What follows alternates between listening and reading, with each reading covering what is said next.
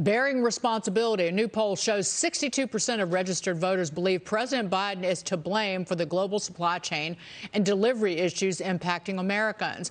Joining me now, former McDonald's USA CEO, former Famous Dave's Barbecue CEO, Fat Brands International Chairman, and all-around great dude, Ed Rensi. Happy Thanksgiving, Ed. Great to see you. What do you make of this poll on who's to blame for the supply chain crisis?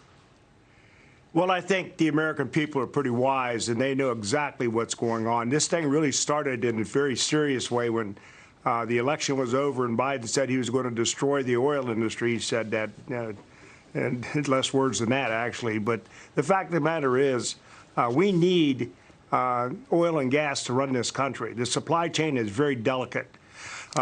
It's a great system. It works very well, but I can tell you right now, truck drivers are having a terrible time in California, even getting into the docks, because they have to have a transportation worker certificate. They have to have fingerprints. They now have to pay $250 to get an escort in and out. I had a friend of mine who drives a truck out of Oregon. He told me he sat there for 14 hours and never did get loaded. His boss told him to leave and go pick up freight elsewhere because it just wasn't worth it economically to sit there and wait to get loaded. Biden owns this problem from beginning to end. He's a poor leader and a terrible manager, and he's being managed himself. I don't know by whom, but some of these decisions he's making are just insane, and it's getting nothing but worse. And now some of the solutions are worse than the problem. I just look across the whole spectrum of what's going on. When I see chicken go from $38 a case to $175 a case, I'm looking at transaction counts and profitability in these restaurants. They're going down. The real indicator of growth in restaurants is transaction counts. How many visitors are you getting a day, a week, or an hour? And sales are up because of inflation, but the transaction counts are slowing dramatically.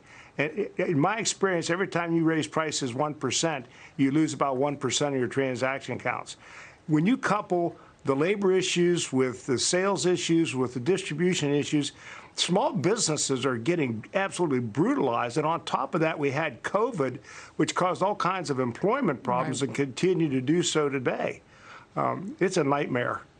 I always say that being the child of a small business owners, ran a wholesale grocery store, when some politician stands up there with their hands on their hips saying, you know, talking about the small businesses, small business owners are the backbone of America, they're essentially spitting in your face because they don't care and they don't even understand what it's like to try and run a small business or compete against a Walmart or an Amazon or any of the big chains. Speaking of Amazon, workers there planning a global Black Friday protest demanding higher wages and tax accountability from the e-commerce giant. This as strikes are sweeping the labor market all across the U.S.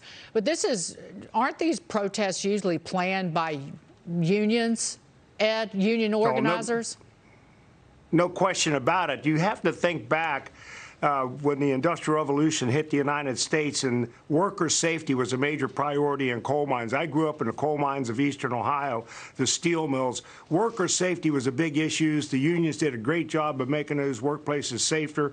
I'm a big advocate of unions when they focus on those kinds of issues. But right now, they've lost so many union membership and great dues-paying jobs in the automobile industry. Look at Ford Motor Company has made an announcement they're going to build a 6-square-mile plant in Kentucky, Tennessee, which are both right-to-work states.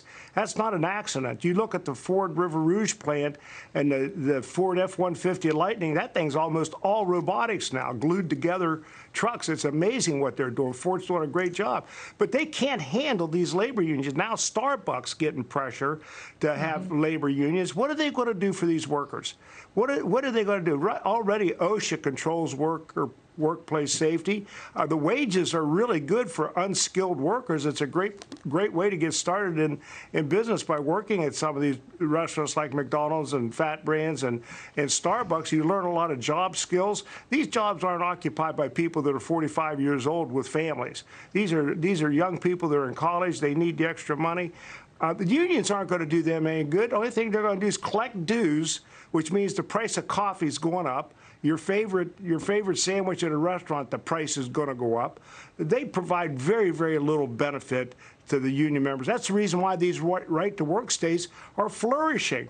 It's not just the wages that are the issue. It's the silly work rules that they have. You know, out of an 8-hour workday, you're lucky to get 5.5 hours worth of work out of a union member because of all the breaks and lunches and, you know, those kinds of things. So it's just, the work rules are just insane these days, and I just don't see where there's any benefit for a 17-year-old kid to belong to a union that's working at McDonald's. Well, they'll learn young that the union really doesn't stand up for you, that you're paying dues and, you know, what are you getting? Bupkis. I was there. It happened to me. I was like last hired, first fired. I was like, wait, if I work harder, I'm still going to get fired if there's a layoff? Yep. Only time I was in a union, and I was forced to do it because it wasn't in a right-to-work state. So, Ed, thank you so much. Great to see you. Ed Rensi, happy Thanksgiving.